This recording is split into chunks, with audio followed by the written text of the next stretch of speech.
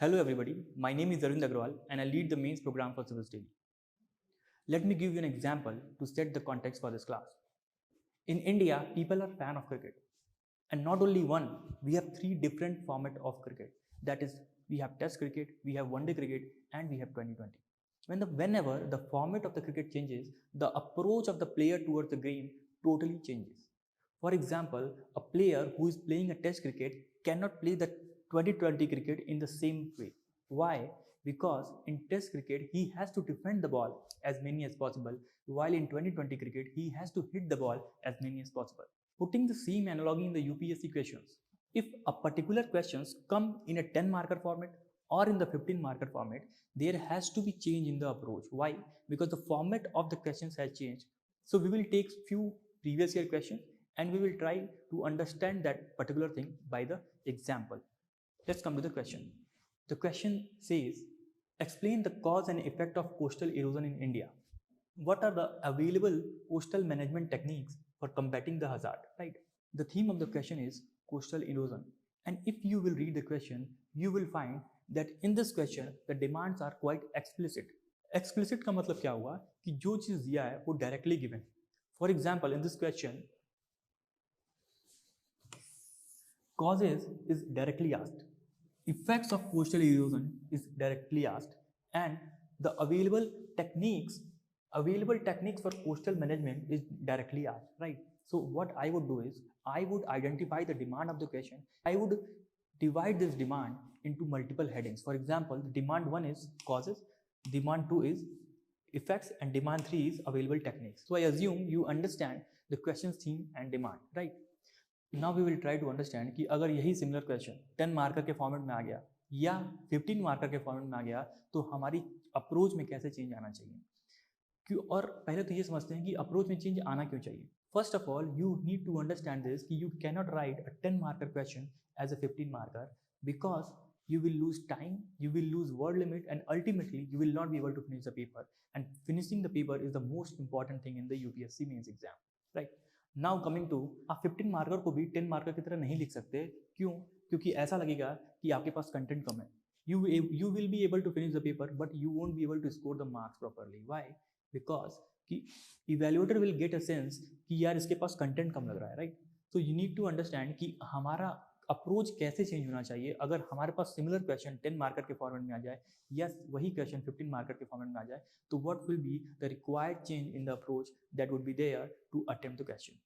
So we will understand this how. See, try to understand this. See, in 10 marker question we are allotted 2 pages, right? हमारे पास सिर्फ 2 page होते हैं 10 marker question को लिखने के लिए. So what we will do is कि हम क्विकली इंट्रोडक्शन लिखेंगे. पर इंट्रोडक्शन में हम थीम को डिफाइन करेंगे, that is the coastal erosion. After writing the introduction part we will move to the body part. And in body I have always told students कि आप डिमांड को address करो बॉडी में, right? See, now I am going to tell you that make a thumb rule. Thumb rule क्या है कि in 10 marker question we will only discuss 2 parts very elaborately and the other parts we will take the description of making diagram to save our time and word limit. वो क्या कि question के 2 demand को आप elaborately discuss कीजिए, but जो question में 2 से ज़्यादा डिमांड है उनको आप क्या कीजिए, use the description of using diagrams, right? Here in this question मैं क्या करूँगा कि मैं अवेलेबल टेक्निक्स को इलैबोरेटली एक्सप्लेन करूंगा, राइट, इन हेडिंग पॉइंटर फॉर्मेट. तो मुझे इस क्वेश्चन में 2 डिमांड को एड्रेस करना है तो मैं कोस्टल इफेक्ट को भी इलैबोरेटली डिस्कस करूंगा, बट यहाँ पे कॉजेज जो हैं कॉजेज उसको मैं डायग्राम से रिप्रेजेंट करके दिखा दूंगा, राइट? इससे क्या होगा कि मैं क्वेश्चन की सारे डिमांड को भी एड्रेस कर पा रहा हूँ and I am able to save time and word limit and ultimately this will help me in other questions, right? Now one more thing I would like to convey you is that कि अगर आप 2 part को diagram से दिखा देते हैं तो presentation will be good, you will score 1 extra mark for presentation, but arguments are lacking in your answer. क्यों? And for that you will lose 3 to 4 marks. So ultimately आप 2 से 3 मार्क्स के लॉस में रहोगे. So you have to understand कि question में diagram और arguments का एक फाइन बैलेंस होना चाहिए. It should not be disturb, right? So मैंने आपको क्या बताया कि you have to make a thumb rule कि अगर 2 पार्ट है क्वेश्चन की डिमांड में तो डिस्कस देम इलैबोरेटली, बट अगर क्वेश्चन में 2 से ज़्यादा पार्ट है, अगर 10 मार्कर क्वेश्चन में 2 से ज़्यादा पार्ट है, तो what you have to do is you have to take a description of making diagram. ठीक है, आपको डायग्राम यूज़ करके अपने टाइम और अपने वर्ड लिमिट को बचाना है, और आपको वही टाइम अपने दूसरे क्वेश्चंस में लगाना है, right. Now if the same questions come in the 15 marker, then what would be our approach. Let's see, make a thumb rule in the 15 marker कि अगर बॉडी में 3 डिमांड है तो आप 3 डिमांड को इलेबोरेटली डिस्कस करेंगे, एंड और 3 से अगर ज़्यादा डिमांड है तो आप क्या करेंगे, you will use diagrams to address that particular demand. For example, अगर आप क्या करते हैं, अगर आप इस 15 मार्कर में कॉजेस को सिर्फ और सिर्फ डायग्राम से रिप्रेजेंट कर देंगे और इफेक्ट को भी सिर्फ और सिर्फ डायग्राम से रिप्रेजेंट कर देंगे, इट विल सीम्स कि आपके आंसर में आर्गुमेंट्स लैक हो रहे हैं, ठीक। And you have to make a fine balance of arguments and diagrams, right. So what I am trying to say is कि अगर आपके पास कंटेंट भी कम है तो what you can do is कि आप कॉजेस को डायग्राम से ही बना दो और फिर कॉजेस को एक्सप्लेन भी कर दो, राइट, इलेबोरेटली एक्सप्लेन भी कर दो। फिर आप इफेक्ट के लिए डायग्राम बना दो, आप इफेक्ट को एक्सप्लेन भी कर दो, राइट। फॉर एग्जाम्पल, मैं क्वेश्चन अवेलेबल टेक्निक्स के लिए भी आप डायरेक्टली जो है इलेबोरेटली डिस्कस कर सकते हैं। एंड सो ऐसे आप ऐसे आप 10 मार्कर और 15 मार्कर में अलग अलग अप्रोच अपना सकते हैं।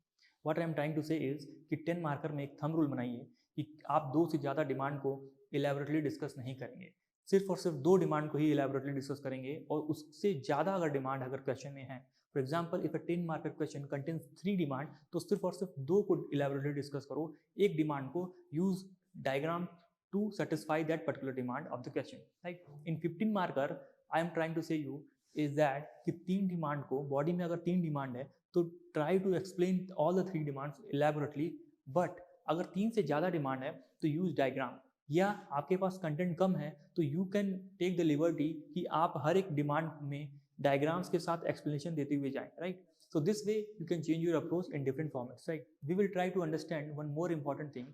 सो I am coming to the original question again. अगर आप इस क्वेश्चन को पढ़ो तो यू विल फाइंड कि एक सिंगल थीम पे एक्सप्लिसिट डिमांड के साथ क्वेश्चन दिया हुआ है, ठीक है। सिंगल थीम पे एक्सप्लिसिट डिमांड के साथ ये क्वेश्चन दिया हुआ है। अब आपको ये समझना है, ये जो सिंगल थीम पे जो क्वेश्चन है ये बहुत ही डायरेक्ट क्वेश्चन है, राइट। और अगर आपने प्रीलिम्स क्लियर किया है और आप वो 3 महीने के रिगरस प्रोसेस में गए हो बिफोर राइटिंग मेंस, तो आई एम क्वाइट अश्योर्ड कि आपके पास सफिशिएंट कंटेंट होगा इस क्वेश्चन के लिए। क्यों? क्योंकि क्वेश्चन बहुत ही डायरेक्ट है। तो ऐसे क्वेश्चन को देख के सीधे रॉकेट नहीं बन जाना है। ऐसे क्वेश्चन में आपकी अप्रोच ये होनी चाहिए कि जहाँ मुझे 7 मिनट लगते हैं इस क्वेश्चन को करने के लिए 10 मार्कर में, वहाँ मैं कैसे इस क्वेश्चन को जल्द से जल्द 5 मिनट में कर पाऊँ। सो ऐसे डायरेक्ट क्वेश्चंस में आपको अपने टाइम को बचाना है, और आप में you will have to try कि जो क्वेश्चन 7 मिनट में हो सकता था, हम उसको कैसे 5 मिनट में लिखने की कोशिश करें, और जो 2 मिनट बचा है तो वो मैं कुछ ऐसे बाउंसर्स क्वेश्चन पे लगाऊं या कुछ ऐसे एनालिटिकल क्वेश्चन पे लगाऊं जहां मुझे ज़्यादा बेनिफिट मिले, right. We have the second question on the screen. The question says, please read with me.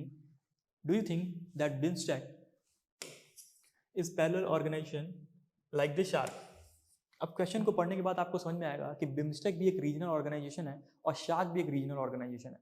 सो ये जो क्वेश्चन बना है वो जीएस पेपर 2 के regional groups affecting India's interest वाले पार्ट से बना हुआ है, और इसमें 2 रीजनल ग्रुप्स को इंटरलिंक करके क्वेश्चन बनाया हुआ है। So we'll have to identify कि कौन सा जो रीजनल ग्रुप है इस क्वेश्चन का मेन थीम है। For example, there are 2 regional groups, first is BIMSTEC और दूसरा शार्क, राइट।